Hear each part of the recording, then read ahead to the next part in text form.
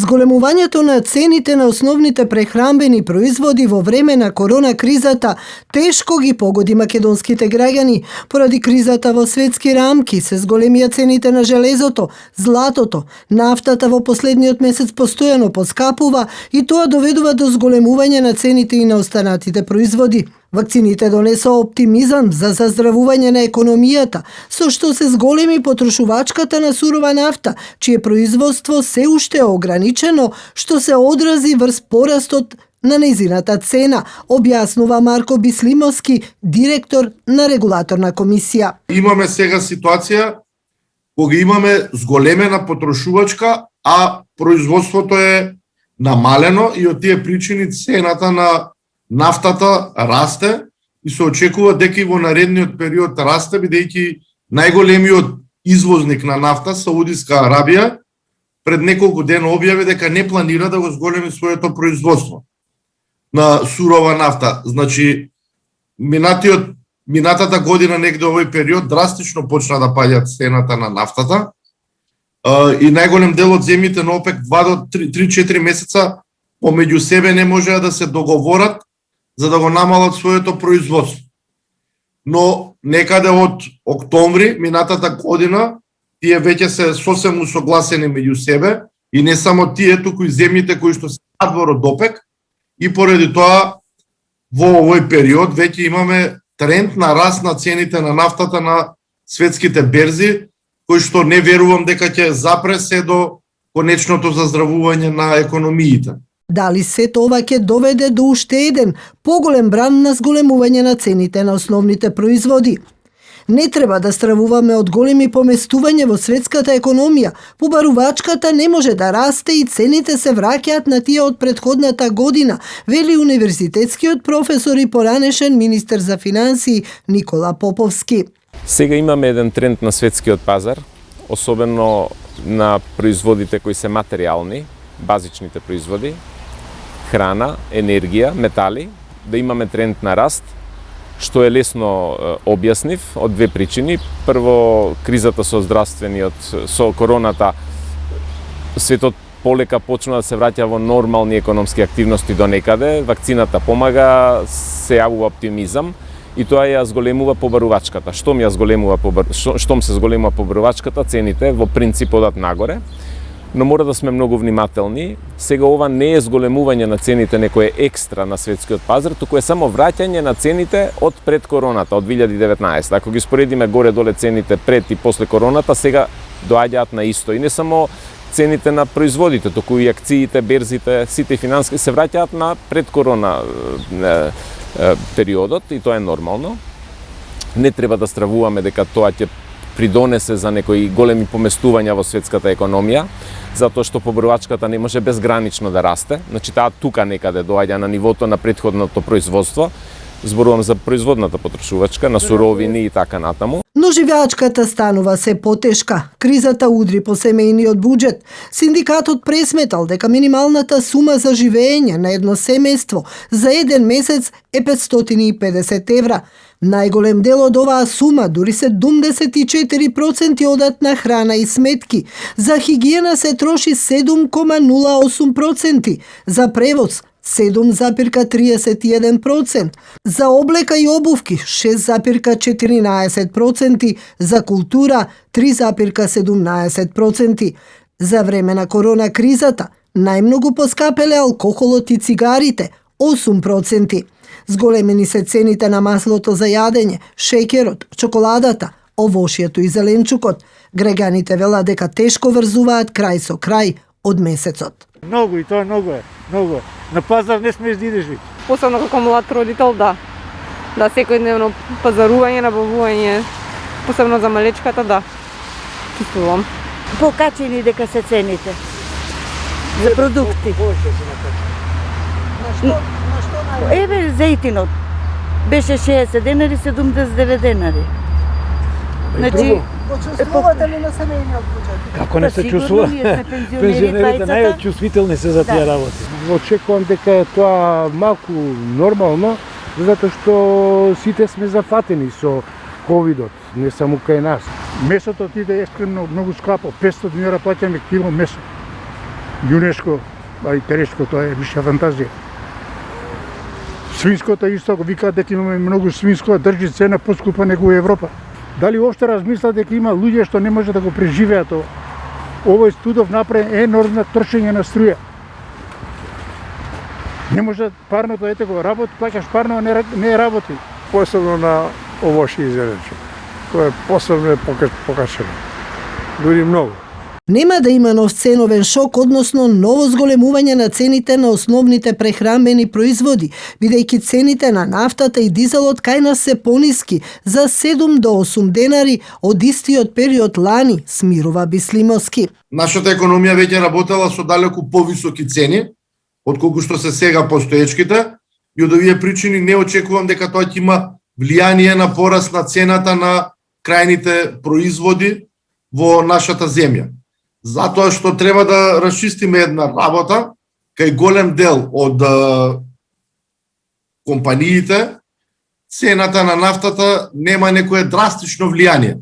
Само да се подсетиме, минатата година во март и во април, кога имаше регулаторната комисија за енергетика, во тек на месец дена ја намали цената на дизелот, кој што е најкористен производ кај нас, за 20 на денари. Тогаш не видовме дека имаше било какво намалување на цените на производите, така да и сега не очекувам да има зголемување на цените на производите, затоа што производителите гледно немаат ова влијанието на цената на прецена дизелот, нема големо влијание во нивното производство.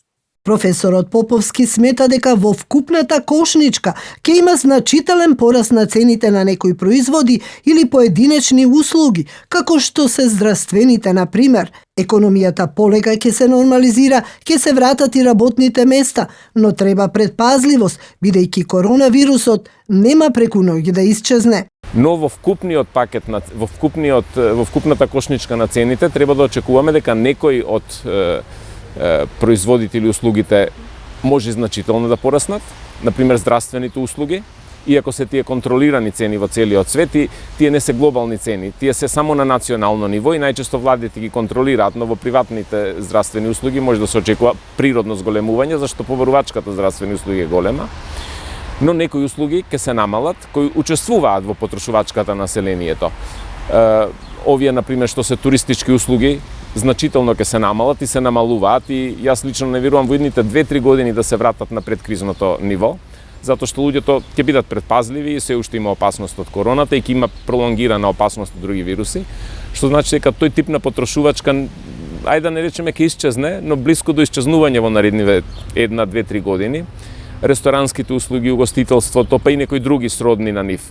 И тоа ќе предизвика да во една ситуација да вкупното ниво на цените нема значително се зголеми. Ќе остане на исто ниво, и ако има предвидувања некои екстремни, дека може заради сите овие фискални симулации што ги даваат владите во светот, ослободување на огромни пари од монетарните институции, така нареченото монетарно олеснување со кредити, со ниски каматни, да предизвика голема инфлација, но не ја гледаме. Кризата со коронавирусот остави многу луѓе без работа. Сиромашните уште повеќе осиромашија. Профитот најмногу се слеа во фармацевската индустрија и во приватното здравство, чии цени во време на пандемија владата одлучи да не ги контролира.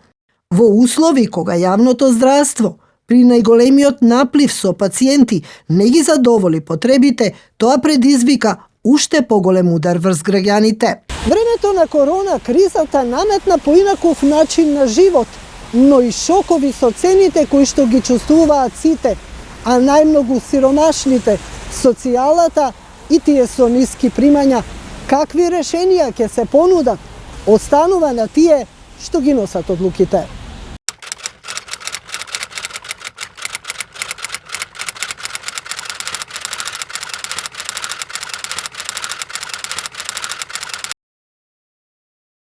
Денеска се презентира петтите мерки за помош од страна на премиерот Заев.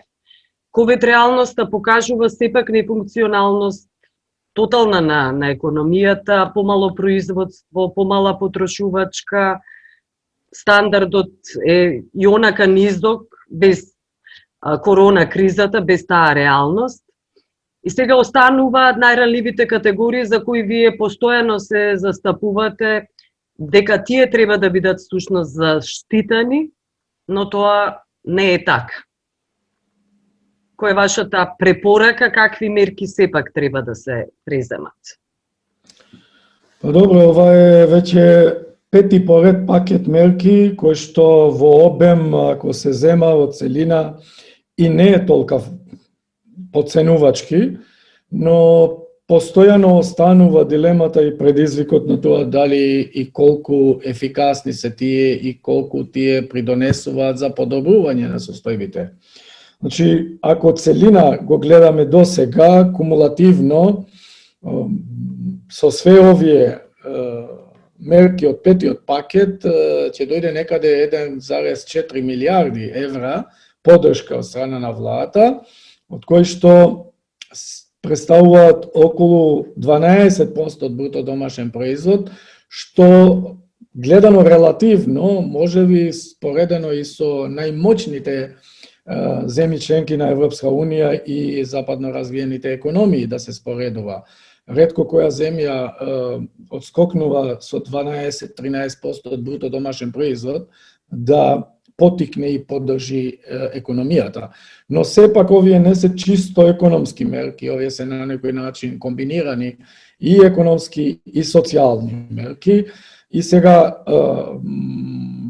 оценките во однос на тоа дека бизнис заедницата е незадоволна до сега од овие мерки, може да се релатират со низок, би рекол, институционален капацитет во делот на реализација на време и дали тие ги даваат очекуваните ефекти. Ако слушнавте, едно од образложенијата беше дека токму овој пакет на мерки е дизајниран со цел преди се за да потикне рекуперација на економијата во првото тромесечие од оваа година и да почне да поддржи дизајнирање на економијата за раст од 4 до 5% колку што е планирано од 2021 година. Во обем тоа се некаде 3-4 столба, пак првиот столб е директно наменето за поддржување на компаниите кои што се највише погодени и тоа преко исплата на плати и тоа во различити нивоа, почнувајќи од најниско, значи тие најранливите предпријатија кои што ќе аплицираат ќе добијат од 14.500 денари исплата на плати па се до 21.700 денари, што не е за подценување во услови кога ние знаеме колкави се просечните плати во стопанството. Така, од оваа гледна точка, кумулативно оваа мерка изнесува околу 180 милиони евра, а со директен фискален импакт од околу 92 милиони евра, што не е за подценување, тоа е приближно 1,5% од бруто домашен производ. И сега пак ќе дојде во прашање како да се измери на вистина импактот од овие мерки, како што беше и на претходните пакет мерки. Првото е поддржување на платите на најранливите компании, второто е поддржување на ликвидноста на тие компании кои што се ранливи во однос на недостиг на, би рекол, жирални средства за ликвидност, за редовното работење. Трето е креирање на поволно делување и опкружување, односно бизнес клима кај одредени субјекти. И четврто е директно поддржување на граѓаните по различити основи и мерки. Ако го гледаме разгрането овој пакет како оди, тој некаде држи голем број на мерки, од кои што најголемиот пакет сепак е 30 милиони евра во однос на финансирање на платите, па потоа финансиската поддршка за ликвидност околу 10 милиони евра, па се до програмите кои што се во однос на поддршка на фондот за извозни компании 10 милиони евра, потоа ревидирање на царинскиот тарифник околу 10 милиони евра, па олеснителни услови на компаниите, некаде 250 компании се офатени во однос на активни договори за нивна поддршка, каде што имаат потреба за тоа. И најмасовната пак мерка е користење на средства неискористени блок дотации за општините и капиталните инвестиции околу 30 милиони евра. Значи, ако се гледа по оваа номенклатура, мислам дека не е лошо структурата на мерките конкретни во овој дел и се на се тие учествуваат со околу 30 конкретни мерки, структурирани соодветно, но пак ќе остане прашање за колку време овие ќе бидат реализирани, како ќе биде трансмисијата на овие мерки од донесување до крајните корисници, односно тие што имаат потреба, колкав е тајмингот, бидејќи тај тајм лек е многу важен, додека се очекува да дадат резултати и на крајот на краиштата кој е мултипликаторниот ефект на овие мерки. Значи, овие се предизвиците во кои што очигледно и во овај пакет ќе ги суочиме. Бизнес заедницата досега и не беше толку задоволна, претпоставувам и со овие нема да биде толку задоволна и покрај тоа што цело време бизнес заедницата беше вклучена консултативна во ова дизајнирање на ваквите мерки. Но сепак јас мислам дека тука ќе треба и нивното конкретно би рекол учество во делот на конкретна реализација на истите. Вие знаете дека одредени институции, поготово Управа за јавни природи, изнајде голем недостаток на примена на ваквите мерки и тоа покажува за бизнес културата на нашите компании во државата. Добро, кога сме кај бизнес културата, ајде вие сте застапники на прогресивниот данок, тој е правичен данок каде што се разбира богатите во име на некаква солидарност, ќе им биде наметнат поголем данок за сметка на оние кои имаат помалку.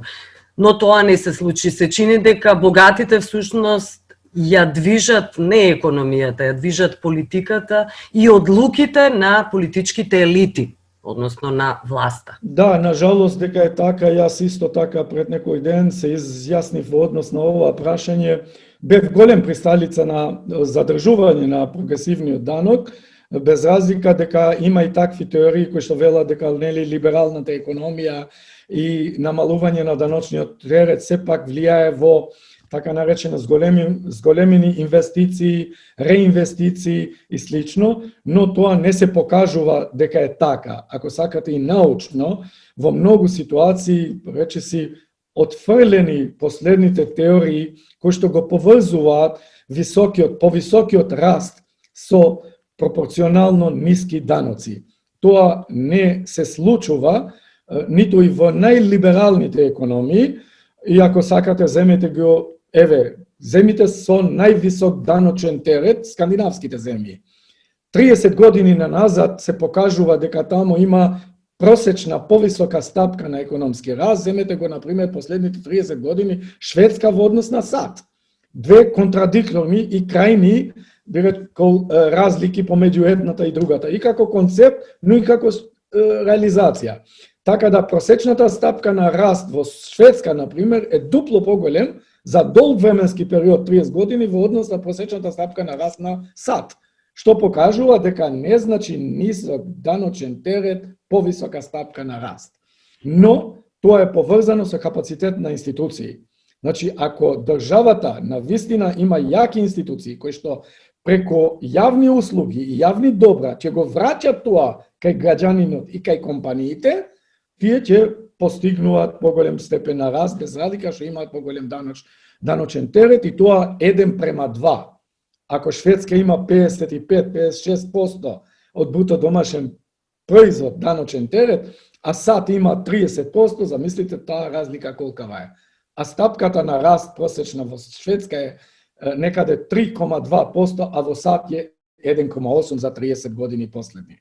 Ова покажува дефинитивно дека и ние треба да ги отфрлуваме тие теории кои што велат дека пониски даноци, поголеми инвестиции, поголем зафат и на некој начин помал crowding out ефект што ние велиме во економијата. Дефинитивно тоа не е така, но јас сум со резерва дека вакви слаби институции, ваква слаба локална самоуправа, вакви слаби капацитети институционални не одат во прилог за поголем даночен терет, затоа што и тој даночен терет не се менаџира најдобро.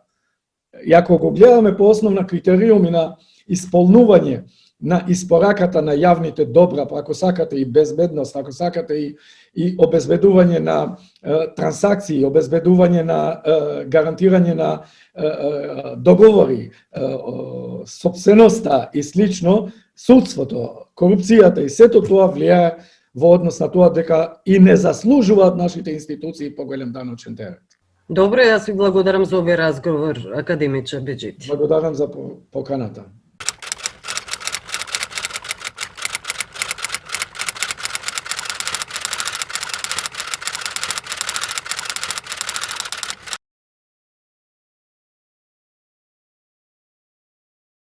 Вие сте во Финска, Хелсинки, и сега прашањето е како оваа корона криза ги погоди финските граѓани. Дали осиромашеа, дали има некакви назнаки дека можеби предстои некаков економски колапс, како работат компаниите? Има ли спас воопшто за економијата? Финска, како и сите земји во свет, се погодени од COVID-19 и баш деновиве читав, има во моментот се води дебата околу тоа за инструменти кои владата ги спрема за помош на најзагрозените сектори, меѓу кои креативниот сектор и транспортот, авиокомпаниите се едни од најпогодените. И баш читав една нивна врвна економистка Веса Вихријала, она е професор на Хелсинскиот универзитет и со тим прави анализа баш како COVID-19 влијае врз целокупната економија во Финска. И иако изгледа дека е прилично голем удар, и они го нарекуваат ова изгубена декада за Финска. И според нивните анализи, Финска ќе изгуби негде 4 до 5% од бруто домашниот производ во 2020-2021. Меѓутоа, во споредба со европските земји, кај што просекот на губење на БДП-то е 8%, Финска сепак добро плива со оваа криза. Иначе, ако се спореди со кризата во 2008, последиците од COVID-19 ќе бидат помали во споредба со таа криза во 2009 што се справуваа. Меѓутоа, многу интересно е пристапот во Финска, како размислуваат и како анализираат и како градат стратегии. Они веќе изградија стратегија за наредните 10 години за после COVID. Има ли државата инструменти за да ги надмине овие, да ги наречам, економски можности за некаков колапс или осиромашување на земјата? Многу интересна стратегија пристап имаат за иднина. Значи, овие, освен овие инструменти за преживување што ги прават, значи директни пари кои одат од државата до поединци и до фирми за да преживеат оваа криза. Тие што се, например, комплетно затворени, креативниот сектор, повторно ќе кажам, значи сите организации кои се бават со култура, со организирање на евенти се затворени, спортски исто така, спортски објекти и така натаму се скроз затворени. Тие се најзагрозените во моментот и они добиваат директна помош од државата за да преживеат. Меѓутоа, за после COVID исто така се размислува и веќе се на среден рок они планираат фискални стимулации. И трето, они имаат планирано веќе реформи за зголемување на вработеност и економски раст. Се е многу интересно како тоа го замислува реформите. Прво се однесува на интервенција во образование. Они сакаат да акцентираат, ќе вложуваат повторно многу во образование и втората мерка што сака да ја направат е привлекување на таленти од цел свет. И баш вчера имавме ние на нашиот универзитет дискусија, сериозно имаат веќе чекори превземено кон таа мерка, значи привлекување на таленти од свет. Баш мене ме назначија ќе бидам одговорна за проектот со Африка, во делот на нашиот универзитет. Значи сака да направат конекции со цел свет, да привлечат што е возможно по веќе луѓе кои се талентирани, едуцирани, високо едуцирани, било високо квалификувани да дојдат во Финска и да работат. Значи тоа се отприлика линиите кои Финска ги заговара за воиднина. Добро, благодарам Симјановска за овој разговор. Ви благодараме на вас на поканата.